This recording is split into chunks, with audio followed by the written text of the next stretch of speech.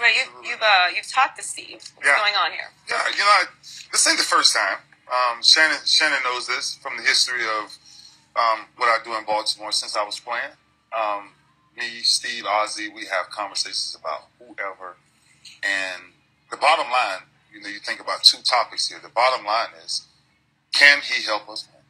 That's the bottom line. And so when you get away from all this other whatever everybody else wants to talk about, like I told Steve, I said, Steve, you got to act. This is what we're asking ourselves right now. How bad is Joe hurt? How soon does Joe come back? And does Colin Kaepernick help us right now? Because if he don't help us, then what we doing? That's like bringing in a third running back, but you got two running backs already there. And so I think that's where we started to really, because we both agree, like, and I've said this many times, we both agree, like, what he did, I'm 100% for racial injustice. 100%. Trust me, right? I lived it myself. So you don't have to convince me of that part. How he did it, totally different thing. I don't totally agree with that. But you talk about bringing him in as a Baltimore Raven. The thing that we talked about the most, then I got on the phone with Ozzie, the thing we talked about the most was, what does the core, what's the temperature of the core says?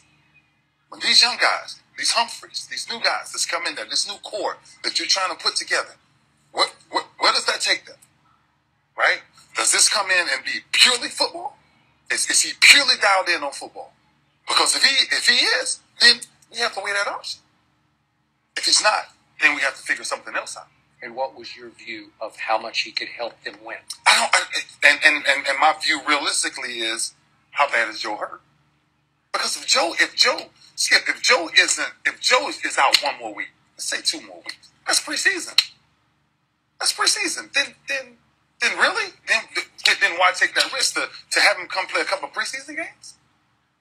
Okay, what if Joe is higher risk going through the year with an iffy back that could go out at any time? Would you rather have Ryan Mallett or Colin Kaepernick as his backup? I've never played with either one of them. So it's, you know what I'm saying? And that's what, I think every time they come to me from a different perspective. I'm going to come from the beat of the locker room. I'm just talking about the beat of the locker room. The beat of the locker room is, give me the best player that can help us win. Yeah. That's the beat. And so going through the whole thing, Shay, I think one of the interesting things, because we talked for a while, one of the interesting things when you hear about you're gonna please somebody, you're not gonna please this person. Okay, that's life, right? You're gonna piss some people off and you're gonna make some people happy. Okay, whatever. Yeah. But at the end of the day, what I'm asking us to do as an organization, and let's make a real decision that what we're gonna do. If we're gonna do it, do it. But if you're gonna do it, make sure we know why we're doing it, and hopefully it's to win. Well, listening to Steve talk, if he doesn't think Colin Kaepernick can help them win, what are we discussing? Why are we even having this conversation? We should have. He said it. He's not even giving him an opportunity. He says he doesn't believe that Colin Kaepernick can help them win. He said, "I'm not sure." So what? So what are we discussing? And he told me that, but he told me that now, and that's why I want to make sure we're clear here, right? There's no.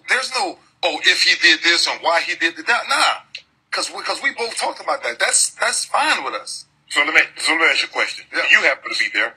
When they brought Dante Stallworth in, he was driving under the influence and killed a pedestrian. Mm-hmm. Did Steve talk to fans, sponsors, and you? Yeah, actually.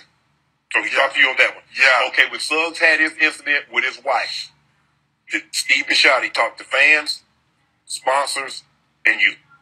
Talk to me for sure. Okay. So that's 3 for 3. So Dante's situation. There's no issue since I was playing that has not been discussed with either me, Steve, me, Ozzie, me, John. Okay. It's never changed, and that's what I'm saying. I don't want to give any more merit because of this Colin Kaepernick. Right. Say, oh, why did they call? You know what I'm saying? Nah, I'm not surprised because I know you're one of the few players that's not a quarterback that's held in regard. Like teams look at a John Elway, a team look at a Dan Marino. That's why you have a stadium, a statue outside the stadium. But see, when I listen to Steve talk, I like how he went from sitting to kneeling, but he never mentioned why Colin Kaepernick kneeled. Now, the very thing that Colin Kaepernick was protesting is the very thing that President Trump encouraged on Friday, which was police brutality. Now, Steve Bisciotti on that team, and in 2015, you were there. You and I talked about it. Something happened to Freddie Gray. He lost his life for police brutality. I have yet to hear an owner talk about that. I have yet to hear Steve Bisciotti talk about that. I know, but so let's be very careful with that for this simple reason. Right now, there's over 200 plus murders in Baltimore. How many people you got talking about that? Nobody. So I'm just saying, before you put somebody in a pickle to say, no, I'm not putting him in a pickle, Ray. Okay, let me ask you this: when Pookie shoots Willie, they find Pookie. Where Pookie going? He going to jail. When these police shoot these unarmed black men and women, even on camera, where they going, Ray? Back on the force. Yeah. That's what we're talking about. We're talking about the police brutality. See, what they're trying to do is that when we talk about police brutality, they talk about Chicago, they talk about Detroit, they talk about Baltimore. Okay. You want me to come up with a solution that you helped put me in. I 100% understand what you're saying, and what I'm trying to tell you is there's no issue with what you're talking about with police brutality. We're sitting here as men. Yeah. So let's understand this. We're sitting here as men. And me and you, as men, ourselves, not watch nobody else deal with police brutality. I lived it. Oh, I know. So understand that. Just understand the dynamic of what we're talking about. I'm not talking about if this person stood out. It's not too many people. Say it for what it is. It ain't too many people gonna stand up to go into black neighborhoods and worry about black folks killing themselves. That's factual. So sooner or later, then we figure that out, then we're gonna start taking care of ourselves. So when I started to start to understand these things, Shay, what I started to understand was that ain't Steve Bisciotti's fight. What happened to Freddie? That ain't no owner's fight. Yes, it is, though, Ray. If it is, this is America. If it is, then all of our owners should get together and go in these urban neighborhoods and clean it up. Why wouldn't you? Because, Ray, they don't care, because it's an issue they're never going to have to face. It's people like you and I that's been there and know people that's faced these issues. You talking about Steve Bisciotti, police beating him or a family member down. Jerry Jones, Mr. Kraft, they never going to have to worry about that. That's what I just said. So why should they care? They should care because it's the United States of America. You care about what's going on in Ukraine.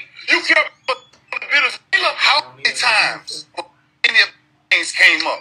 Before you was playing? After you playing? How many times